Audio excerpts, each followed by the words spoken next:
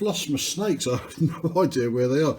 Anyway, I've worked out the height and position of putting this snake hole in.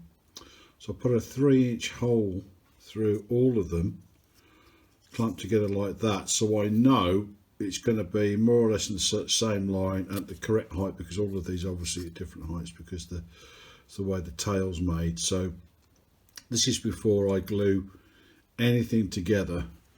Now further to that, I measured one of my batteries, which I think I'd like to use. There's an 850 version of this, and so to save me a lot of hassle, I've cut that out there so that when these all go in, the battery should just slide in like that.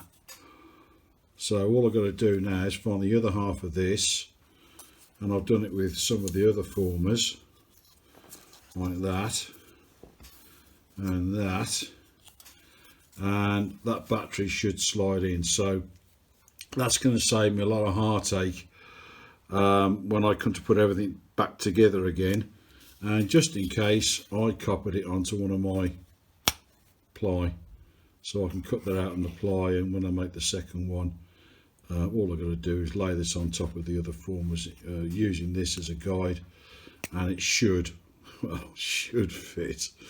So that's what we're doing with that. Oh yeah, as soon as I do get my wood, because I'm going in the morning, I've worked out where to put the motor using the drawing on the other side. This is why I prefer to have two plans rather than just one sheet, and I put it 4 degrees nose down, so that's got to go in there, and that is very important.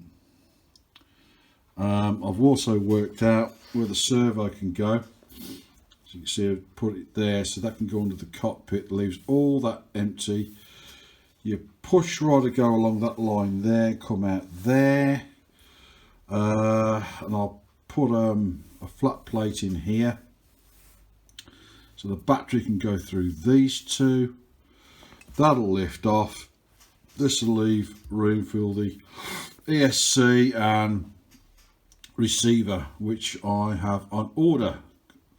So it's coming together. It's coming together. So I will update you as soon as I got this into some sort of order, and then you'll see physically how that comes out. So there you go. Lucky I thought about that before I put it all together. Saved me a lot of hassle.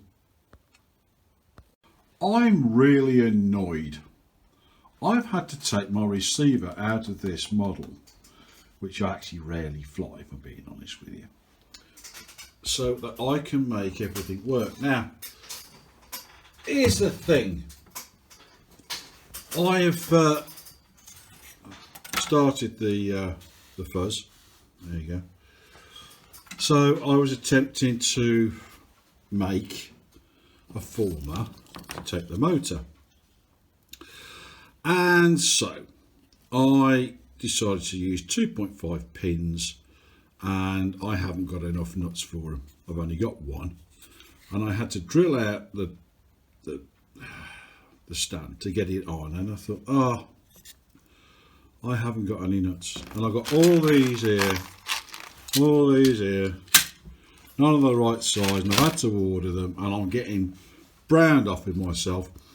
So it goes back to my old adage that I've proven myself wrong, fell on my own petard, of if you fail to prepare, you prepare to fail. So I thought, okay, I've got me one nut, I'll put the radio together.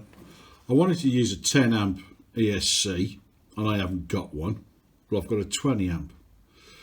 So rather than just go out and buy a 10 amp, which they have not got in the shop now that it's open, all right, I'll just use the 20 amp, see if I can make it fit. It doesn't matter if that's a 20 amp, it's probably better in some ways, because then if I put a larger prop on and it drags more air, it pulls more current, and that ESC about to take that very, very easily, so I won't need to worry too much about that. So I soldered on the connections, and as you can see they're all different colours here, and I've put my heat shrink on and everything else, and I put the appropriate battery connection on. I have the appropriate battery. I have a smaller version of this. I have an 850, but this will do. And it's a case of which way does this motor spin, and is it the correct way, before I even go any further with any of this. Because if I glue all this in and cover it over and this is going the wrong way, I'm gonna be in a right old 2 and 8. So I'm going to show you what you got to do. Now, you get your ESC, you go down and you purchase the correct connections for that size of cable. You solder them on, you put your shrink wrap on there to make sure that none of these connect with each other. Okay, you then decide what battery you're going to use, see what connection it has. You buy the appropriate, this is the male, this is the female.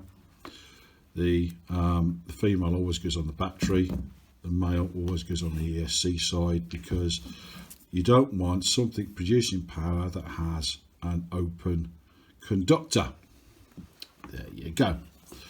Now, here's my receiver, which I've pulled out of my other model, which I rarely use. I prefer to use Spectrum. It's just my preferred weapon of choice. This is an AR400. I like the AR400 and I like Spectrum.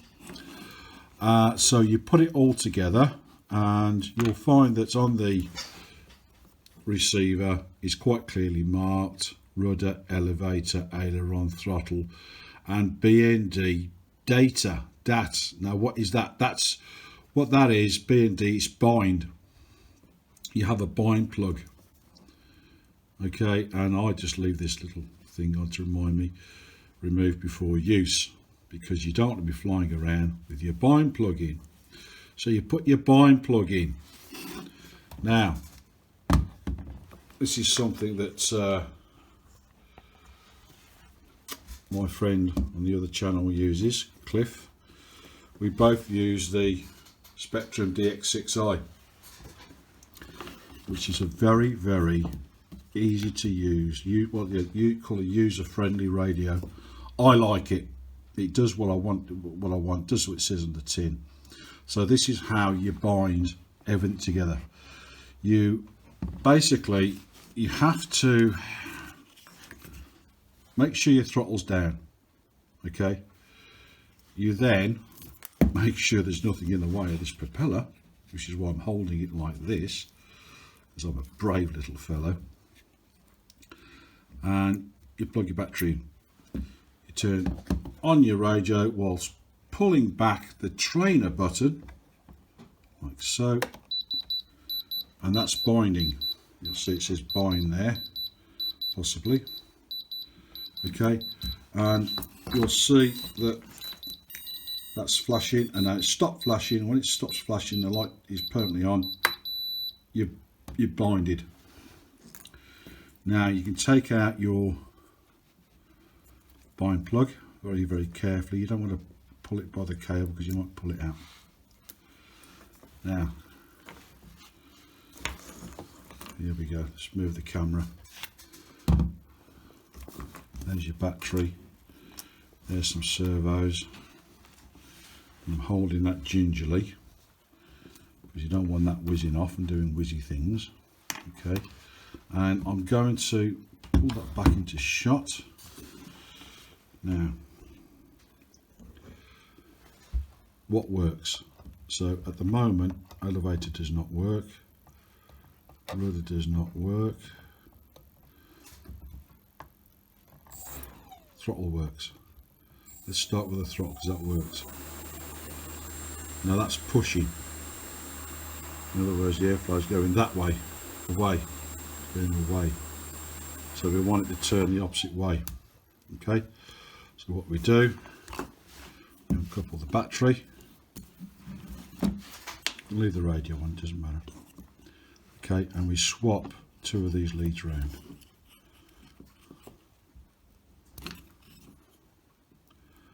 Like so. Okay, make sure the throttle's down. We can plug the battery back in. So they are off there. Okay, there we go. Plug that back in. Let the receiver do its little tune. Try the throttle again, making sure that you haven't got anything in the way of the prop. And now the wind is blowing, or the air is blowing this way, which now means the propeller is turning the correct way. Now I may or may not use this propeller, I don't know, but if I do, I'll need to balance it. So there we go. So now all I have to do now is either colour code these 3 wires here or number them before I take these apart, because I want to take these apart to carry on and do the rest of the model. So because I've failed to prepared and prepared to fail, that makes me a positive shower. Yes, that's right, an absolute shower. However, we can carry on with things and we'll see why these are not operating. Let's have a look. Right, there's nothing there. Make sure everything else is turned off. Now it could be I got it in the wrong way up.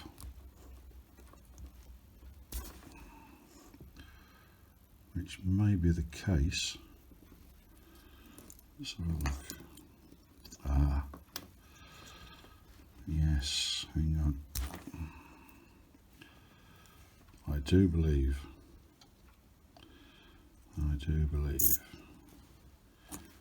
Let's have a look now.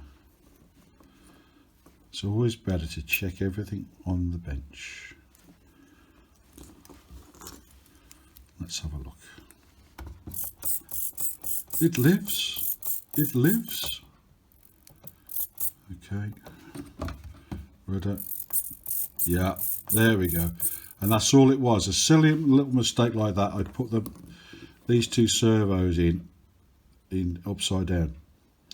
So I now know that all these cables with the yellow go on the left, and anything that has a brown or a black cable goes on the right.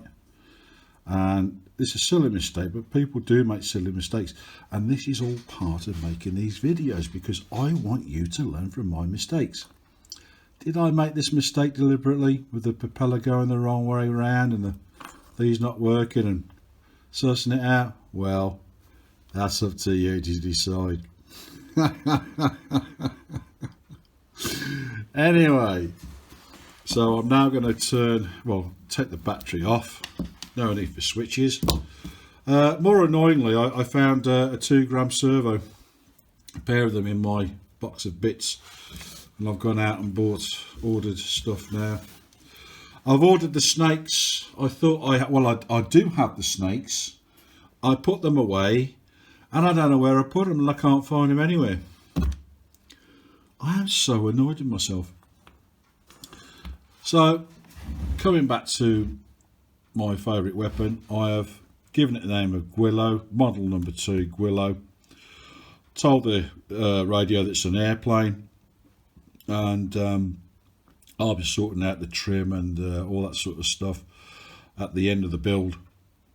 But I know it's now model 2. I've given it a name. I know how to find it, and as soon as I turn this radio off, it will save all those settings. I'll just make sure everything's in the 0 position before I do that.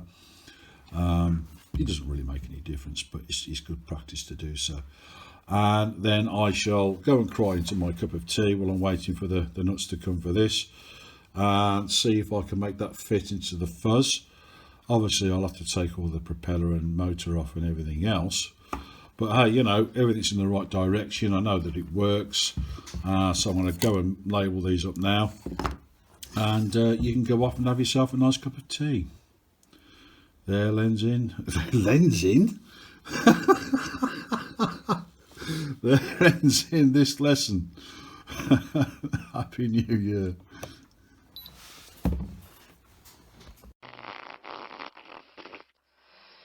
I'm bored. Blah! Bored. I'm bored. Nah.